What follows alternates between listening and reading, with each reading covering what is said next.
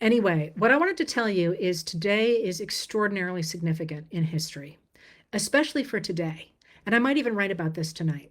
It's what I was going to tell you, um, if we didn't, to entertain you. You don't know this probably, but on November 5th, 1872, that's the day that Susan B. Anthony voted. That's the day that she voted. And the reason that happened was because during the Civil War, women had stepped up to the plate for the United States of America. They had worked in the fields, they had worked in the factories, they had bought bonds, they had worked as government girls. Actually, they never left the government girl positions.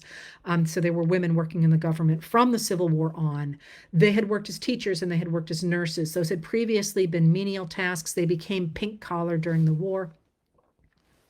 Total little aside here, because I said I would entertain you. Do you know where women went to learn about nursing during the Civil War? I bet you don't.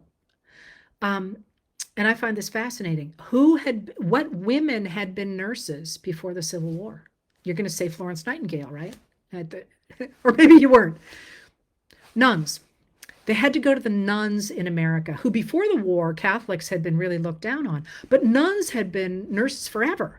So they went to the nuns to learn about nursing. And this is one of the reasons at Boston College, where, I do all this on my own, but Boston College is a great university. That's one of the reasons they had one of the earliest nursing schools in the country, is because it was a Catholic Jesuit institution. Anyway, they'd even acted as spies and as soldiers. So when the war ended, women expected to be able to vote. They're going to reconstruct this nation. They had been central to saving the nation. And they sat there and watched first while Andrew Johnson, the president after Lincoln, pardoned all the former Confederates who had literally been killing Americans months before. And the women are like, excuse me, I've been over here supporting the Union, and you just let those traitors vote. Like, what about us? So they pin their hopes on the 14th Amendment, that the 14th Amendment will be the one that will permit them to vote. And when that comes up, the 14th Amendment is written in such a way that it is interpreted at the time, it's written in 1866, it's going to be added to the Constitution in 1868, as defending Black men's right to vote. And women are mad. This is 1868. And they literally say, we have been in on the ground floor of abolition. Like, we were the people who did this, people like Susan B. Anthony. And we have been the ones who kept the Union going. And now you're saying we gotta wait our turn. And here you just amended the freaking Constitution, I paraphrase, and you didn't put us in it. So this is 68. And in 1869, we get the organization of two suffrage institutions. We got the National American Women's Suffrage Association, which is Susan B. Anthony and Elizabeth Cady Stanton. And they're like, burn it down. We want, not literally burn it down. They're like, we want women's rights on all these different kinds of ways. And then 3 months later, you get the American Women's Suffrage Association, which is Lucy Stone and Julia Ward Howe. And they say, we just want the right to vote because we can get everything else so long as we have the right to vote. And that's 1869, right after they don't get into the 14th Amendment. And then, of course, this is messed up in Reconstruction, and I'm not going to give you all that now because I'm already 2 minutes over an hour, but they expect then that they will be included in the 15th Amendment to the Constitution. The 14th, by the way, is the first one that uses the word male in the Constitution. It's the first time the word male appears in the Constitution. So they think they're going to get into the 15th. 1870, they don't get into the 15th. And now the fat is really in the fire. That's 1870. So a lot of the suffragists get together. They're actually working with the American Women's Suffrage Association, and they say, hang on. The 14th Amendment says that anybody who is born in this country or naturalized is a citizen. And citizens have the right to vote. And we were born here. Ergo, we are citizens and we have the right to vote.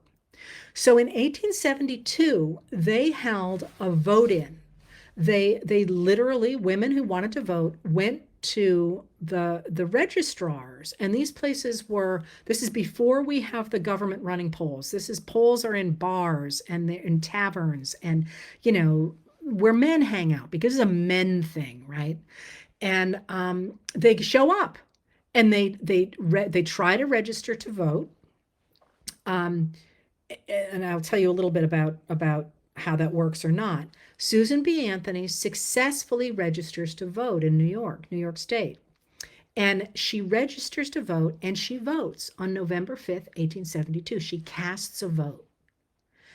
And then, of course, later on, she is arrested and tried at a trial where she cannot give testimony. Everybody in the room is male. And the judge had written the decision before the trial started. And she is convicted and fined for the crime of voting. So I actually don't think I have time to tell you how the rest of that played out. But when I think today of the fact that it's pretty clear that if this election turns out to put a woman in the White House, which we don't really talk a lot about because there's so much else going on, but if we put a woman in the White House today, how freaking cool is that? All right, I am going to let you go. I'm going to go back to watching the polls. If there is an answer, I will try to come back on, or if anything big happens. I think I've made it clear. I'm pretty. Now, somebody asked, she refused to pay the fine. Her friends paid the, Susan B. Anthony refused to pay the fine. Her friends paid the fine for her so that she didn't get arrested. And this is one of the reasons that people like me were so angry when Donald Trump pardoned her in his term, because she very deliberately did not want a pardon. She wanted that to stand. And so, you know, the people who have inherited her, not the Susan B. Anthony pro-life people, there's something completely off on its own, but the people who are responsible for her estate rejected that pardon. All right. I will be back if are things we know. Do not expect to see me tonight because I don't really expect that we will have an answer. And I won't try and do this in the middle of the night, I don't think, because I will be bleary with exhaustion, and I'm not sure I want to put that on the internet. But if something big happens, I'll be back, and I will be back as soon as we know something. I'll keep on doing these if you would like me to, and and we'll just play it. But just let me remind you that the sun is going to come up tomorrow, and it's going to come up the next day, and it's going to come up the next day. And if you're panicked, remember that in 2016, we did not have the system as in place that we have now. We will be okay. It's going to be ugly as can be if the Republicans run the table. But our story, our American story, is never over. And our roles in it are, you know, we carry the ball as far as we are allowed to carry the ball.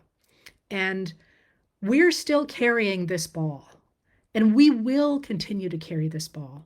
And we will try to do the best with it that we can. It's not going to stop tomorrow. None of us is going to, somebody said to me, are you going to keep writing the letters? And I was like, why wouldn't I? You know, we're going to keep on going. So take a deep breath. You're allowed not to watch, you know, you're allowed to watch a movie. You're allowed to, I don't know, just crochet, do something else. It's okay because we have your back. It'll be okay. And the sun is going to come up tomorrow, and maybe we'll make something great even out of that. Whatever we will do it together. And we now know from looking at those poll lines, there are tens, even hundreds of millions of us behind this work. And that's a powerful force. So again, those of you who are anxious, take a deep breath. Those of you who are trying not to reach for something that you shouldn't be reaching for, reach for your friends instead. And we'll run this one out together. But I got to tell you, I'm happy to be where we are. No matter what happens, we've done a hell of a job over the last 8 years, and I'm feeling good about where this country is, no matter what happens in the election. So let's take it out and do that.